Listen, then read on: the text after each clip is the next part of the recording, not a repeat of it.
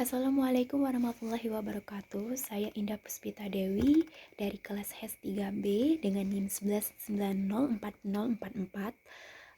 Video ini saya bikin sebagai pemenuhan tugas mata kuliah usul fikih kedua. Untuk pemenuhan tugas ujian tengah semester, saya akan menjelaskan materi tentang maqasid syariah. Sependek pengetahuan saya, kita sebagai manusia dilahirkan di muka bumi ini sebagai khalifah. Islam memandang bahwa bumi dengan segala isinya merupakan amanah Allah kepada sang khalifah agar dipergunakan sebaik-baiknya bagi sesama. Nah, mengenai apa sih maqasid syariah itu pengertiannya, maqasid syariah merupakan bentuk plural dari maqasad, dari kata verbal kasada yang berarti menuju, berkeinginan, dan kesengajaan.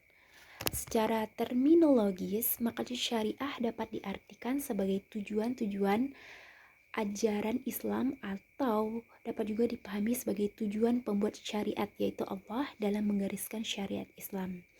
Allah berfirman dalam Al-Quran surat Al-Anbiya ayat 107 yang artinya, dan tidaklah kami mengutus kamu melainkan untuk menjadi rahmat bagi semesta alam. Sebagian ayat tentang hukum ayat Al-Ahkam menyebut tujuan disyariatkannya sesuatu, tetapi pada ayat yang lain penyebutan demikian tidak ada, sehingga para ulama dan mujtahid berupaya memahami dan menemukannya. Sebagian ulama menempatkannya dalam bahasa usul fiqh dan ulama lain membahasnya sebagai materi tersendiri serta diperluas. Dalam filsafat hukum Islam, bila diteliti semua perintah dan larangan Allah dalam Al-Quran, begitu pula suruhan dan larangan Nabi SAW dalam sunnah yang terumuskan dalam fikih, akan terlihat bahwa semuanya mempunyai tujuan tertentu dan tidak ada yang sia-sia. Semuanya mempunyai hikmah yang mendalam, yaitu sebagai rahmat bagi umat Islam. Sebagaimana yang ditegaskan dalam beberapa ayat Al-Quran, diantaranya dalam Al-Quran surah Anbiya ayat 107 tentang tujuan Nabi Muhammad diutus rahmat untuk seluruh alam. Dalam ayat tersebut diartikan dengan kemaslahatan umat. Sedangkan secara sederhana, maslahat itu dapat diartikan sebagai sesuatu yang baik dan dapat diterima oleh akal sehat. Diterima akal mengandung pengertian bahwa akal itu dapat mengetahui dan memahami motif di balik penetapan suatu hukum, yaitu karena mengandung kemaslahatan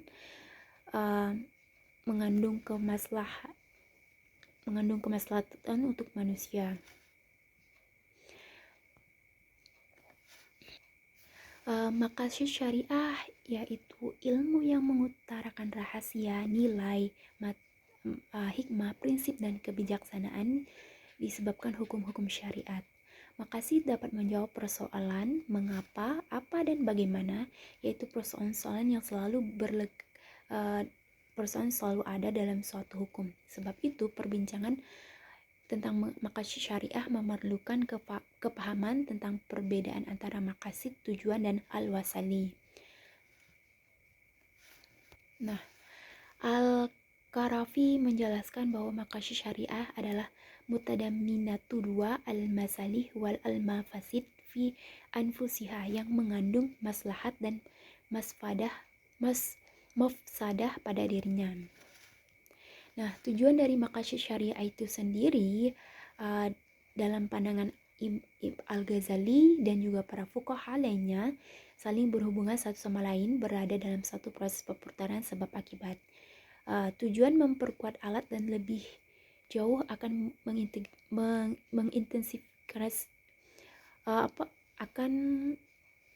akan memperjelas relasi tujuan dari maqasid syariah itu sendiri.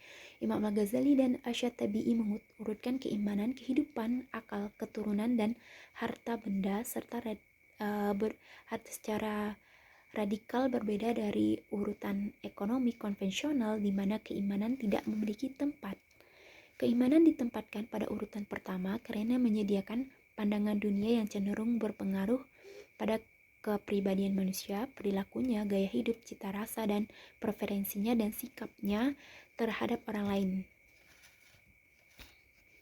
Nah, iman berdampak secara signifikan terhadap hakikat, kuantitas, dan kualitas kebutuhan materi dan psikologi dan cara memuaskannya. Manusia menciptakan keseimbangan antara dorongan material dan spiritual dalam diri manusia, membangun kedamaian pikiran individu, meningkatkan solidaritas keluarga dan sosial, serta mencegah berkembangnya penyakit anomi. Iman juga menyediakan filter moral yang menyuntikkan makna hidup dan tujuan dalam diri manusia ketika menggunakan sumber-sumber daya dan memberikan mekanisme motivasi yang diperlukan bagi beroperasinya secara efektif. Makasih syariah relevan, berdaya, maju, dan berfungsi dalam menangani realitas perkembangan dan perubahan zaman, memelihara keturunan, dikembangkan ataupun diekspresikan semula menjadi penjagaan keluarga. Sebagaimana yang diungkapkan oleh Ibnu Ashur, dengan demikian pula halnya pemeliharaan akal yang selama ini dibataskan pada pengertian pengharaman minuman yang memabukkan, kini dikembangkan menjadi objektif pembangunan ilmu, pemikiran saintifik, menolak pemikiran mengikuti hal-hal yang belum tahu kejelasannya, dan menghindari perkembangan pemikiran. Pemeliharaan jiwa yang meliputi pemeliharaan kehormatan diri diekspresikan semula sebagai pemeliharaan marwah kemanusiaan dan perlindungan terhadap hak-hak asasi kemanusiaan. Kepentingan manusia dan masyarakat dijamin oleh syariat Islam didorong dengan 4 intisari yang utama. Yang pertama ini jal al-masalih, yaitu mencapai kepentingan di dalam kehidupan. Yang kedua, dar al-mafsadah, menolak kerusakan yang akan timbul di masyarakat. Yang ketiga, saat al-darar, menyekat kepentingan buruk.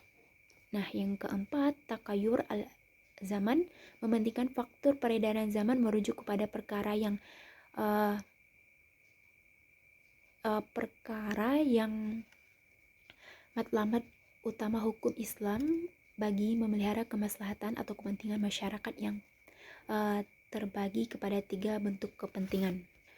Semuanya diperlakukan bagi menjamin kelancaran hidup manusia dalam masyarakat. Pendekatan baru masyarakat syariah dalam pengajian syariah dan para sarjana muslim mengartikan maslahat adalah kebaikan, barometernya adalah syariah. Adapun kriteria maslahat dawabit al-maslahat terdiri dari 2 bagian. Yang pertama, maslahat itu bersifat mutlak, artinya bukan relatif atau subjektif yang akan membuatnya tunduk pada hawa nafsu. Yang kedua, maslahat itu bersifat universal dan tidak bertentangan dengan sebagian juziatnya.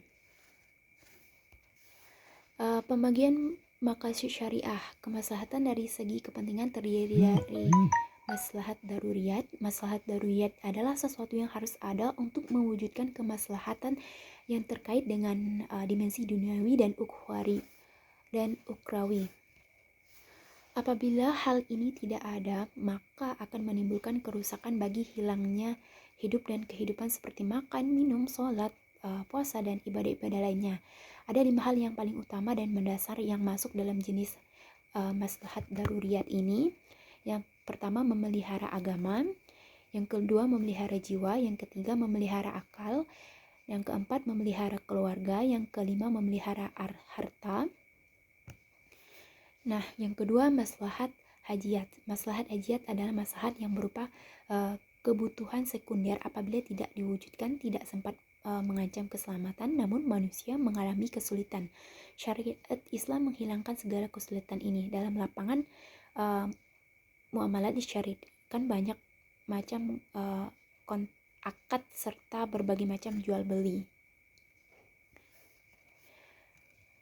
Yang ketiga, maslahat saniyah adalah maslahat yang maksudnya mengambil apa yang sesuai dengan kebiasaan yang paling baik dan menghindari cara-cara yang tidak disukai oleh orang-orang yang bijaksana. Maslahat tasyiat merupakan tingkat kebutuhan yang apabila tidak terpenuhi tidak mengancam eksistensi salah satu dari unsur pokok tersebut dan tidak pula menimbulkan kesulitan. Tingkat kebutuhan ini sebagai pelengkap dalam kehidupan, misalnya Islam melarang boros, kikir, menaikkan harga, monopoli, dan lain sebagainya.